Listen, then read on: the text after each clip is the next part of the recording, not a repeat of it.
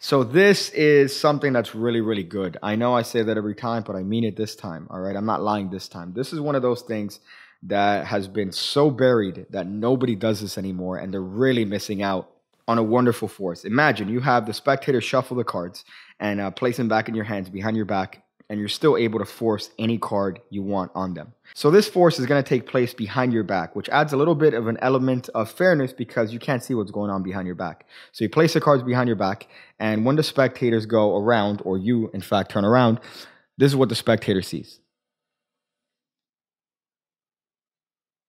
You instruct the spectator to take the deck and mix it up to their heart's content. So in this case, the spectator picks up the deck behind your back. You don't see anything, and they shuffle it to their heart's content. Now, when the spectator returns the cards to your hands, in this case, again, they see empty hands. They don't see anything. They return the cards to your empty hands, and they see this.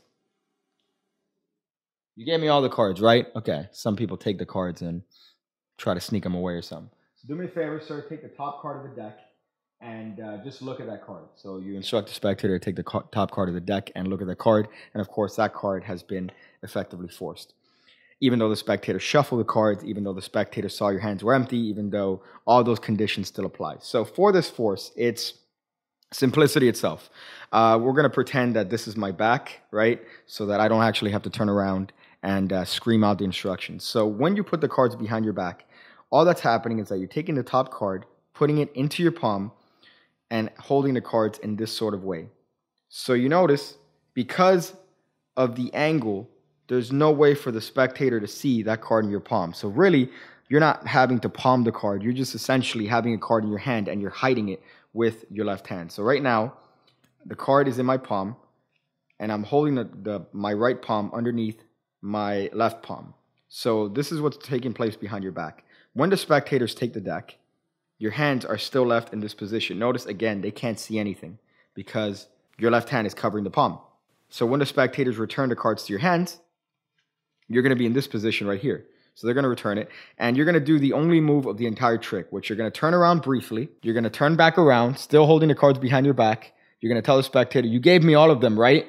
You know, pretending like the spectator may have taken more cards than they should have, or didn't return the entire deck to you, which is a very valid concern because you can't see the cards in your hands. So it's justified. So you're going to turn around, give that instruction to the spectator, say, yo, you gave me all of them, right? And when the cards are behind your back, all you're going to do is place this card back on top and go back to the same position.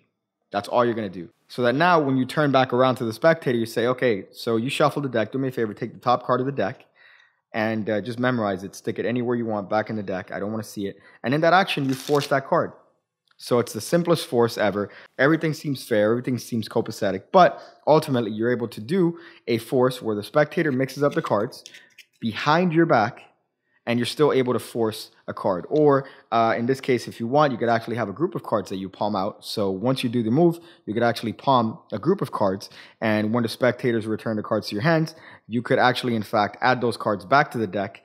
And maybe they could be the 4 aces, maybe they could be other cards. But you have a way of having the spectator shuffle the cards behind your back and still be able to have control over a small group of cards. It's a wonderful little move that I don't think enough people do, or people do at all anymore, honestly. And it's something that's well justified. And that little joke where you say, oh, you gave me all of them, right? That just flies over spectators. So make sure to do this. Make sure to practice this, even though it doesn't necessarily require a lot of practice.